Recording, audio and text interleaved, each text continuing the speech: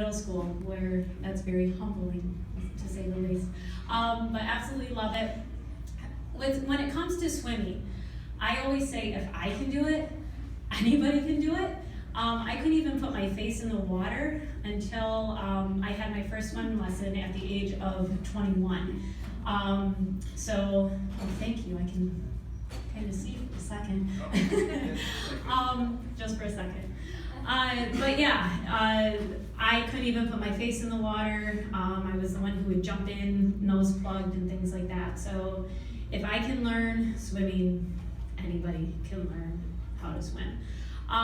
There were a lot of tools that helped me out as I was learning, and then past that learning, just going into the actual training. And so I hope to help you guys with that when it comes to narrowing down the equipment that you need for the swim. Again, that will help you improve, get faster, stronger, all of that stuff. So also, as Dave said, if you have any questions, please just write those down, and I would love to answer those afterwards. I created a top 10, which it looks like we're taking a second to come up. Maybe? Yes, go ahead. Okay. All right. But actually, the first thing that I have on there, I didn't even make it as a part of a top 10, but I just wanted to talk about them briefly before going into that. Number one was wetsuit. I just figure everybody in here probably, you could do a whole clinic about when it comes to what kind of wetsuit to purchase, how to fit, all the different types that are out there, all the different price ranges. I just wanted to bring one here. I've had a number of different wetsuits. I had some of the best that were donated to me. That it's like, oh, here, this is a $1,000 wetsuit, put this on and race in it, and I hated it. So try some out. I know, does Gazelle, where are you? Where's Gazelle? Do you guys still, no, you don't run them out anymore? No, okay. It was really nice when they used to carry them and rent them out. I know Aquaman, I love Aquaman. Emmanuel, who a lot of you will see at the races if you haven't met him already, really cool French dude that you can talk to. His suits are amazing. So I highly recommend them, but que sera. Goggles. I just wanted to mention goggles in that you have, I would say 3 different pairs. You should have 3 different pairs of swimming goggles, and here's why. Number 1, training goggles. You want a pair that you only use for the pool. Chlorine heats up anything in your goggles. So you don't want to have the same goggles that you use in the race, because then all of a sudden you get into the race and you're like, I can't see anything out of these. So I always had, and they could be the exact same pair, but have a pair that you use in the pool, in the chlorine, and then one that you use in fresh water. And then I actually always had 2 racing goggles, and I always took both with me every time, because what you'll find is some races are extremely bright and sunny, and by the time you get going and you're swimming, you can't see because the sun is so bright in your eyes. So you want a nice tinted pair of goggles. These ones are great. I don't know if you guys can see this. My dog got a hold of these just last night. I'm so mad because these were expensive goggles. These were polarized, and so I loved them. Great Speedo goggles that my dog ate. But these are great for those sunny swims, but then still they don't look nearly as cool. But having a pair of clear goggles for those darker mornings, those really early, cloudy, you don't want to have tinted goggles when it's dark out, just like you don't want to wear sunglasses when it's dark. So having a clear pair is very, very helpful as well. Okay, so now actually getting into the top 10. And I did this top 10 as a, not as important to, hey, number 1, I think is very, very important. First thing, number 10, safe swimmer. So how many of you have done open water in your training? okay? Hopefully all of you, if you haven't yet and you have a race coming up, please do. Don't think the pool is the same as the open water. Get out there, go with somebody else. Do not go by yourself, please. But stay along the shore. This has been a great tool. It just fills up with air. It doesn't get in your way at all as you're swimming, so it attaches to your waist, and it makes you visible. So, and if you do get extremely tired or fatigued, you can rest on it a little bit because it floats. But the main thing is being visible out there. Most of the lakes have boaters, and I remember one of the first years that I was training for tries, I almost got hit by a drunk guy on a pontoon boat. So at least he doesn't move too fast that people on the shore were like, hey, watch out. But he couldn't see me. So this is a very, very good tool to have for that.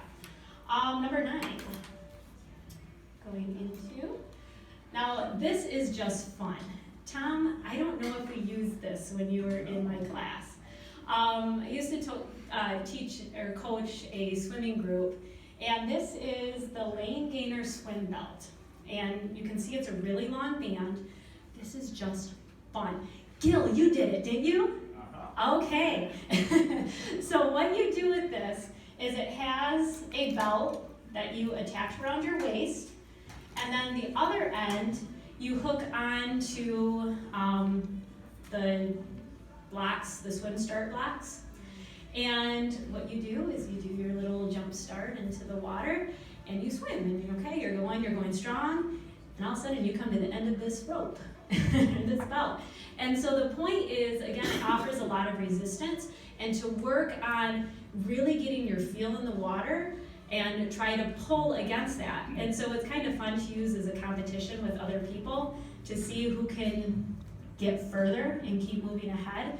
So obviously I have this as number 9 because it's not vital that you have this by any means.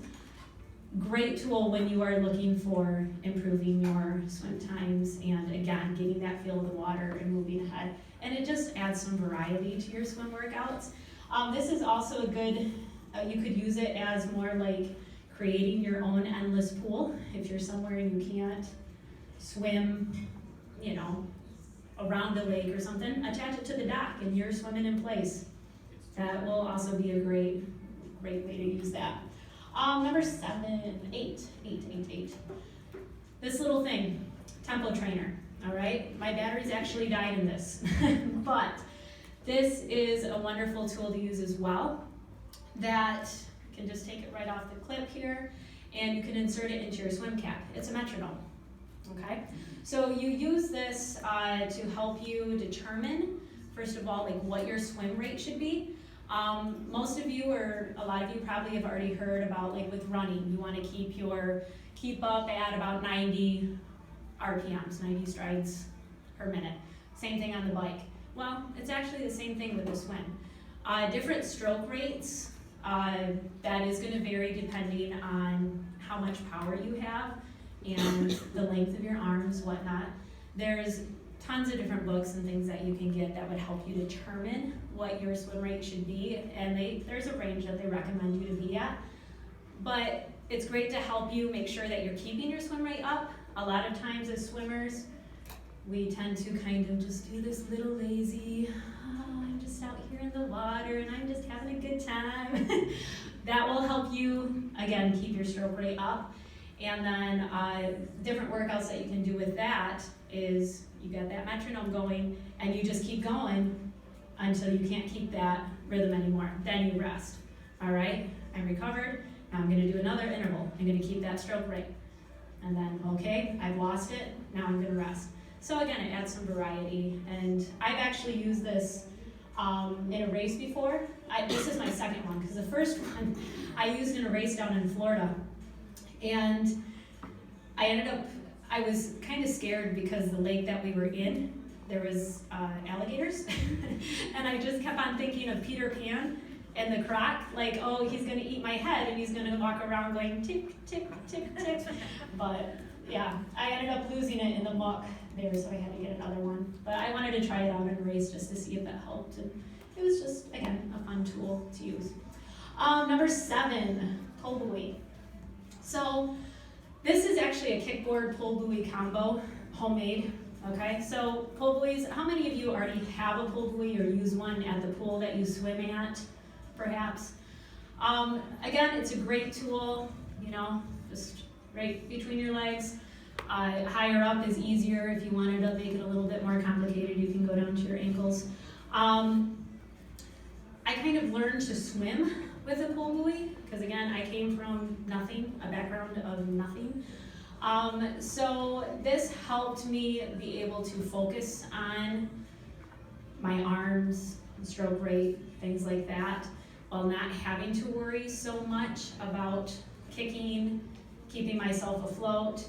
The problem with using a pull buoy is some people become very dependent upon it. So that's why I have it as number 7 as opposed to like a number 2 or 3. Just be careful because it is easy to get a bit dependent on these. But it's a great training tool to use to, again, focus on keeping your core tight as you're swimming and to work on your upper body. Number 6 is the other aspect of this, a kickboard. Now, I've heard so many triathletes say, well, I'm a triathlete, I don't want to have to kick that much because I want to save it for the bike and the run.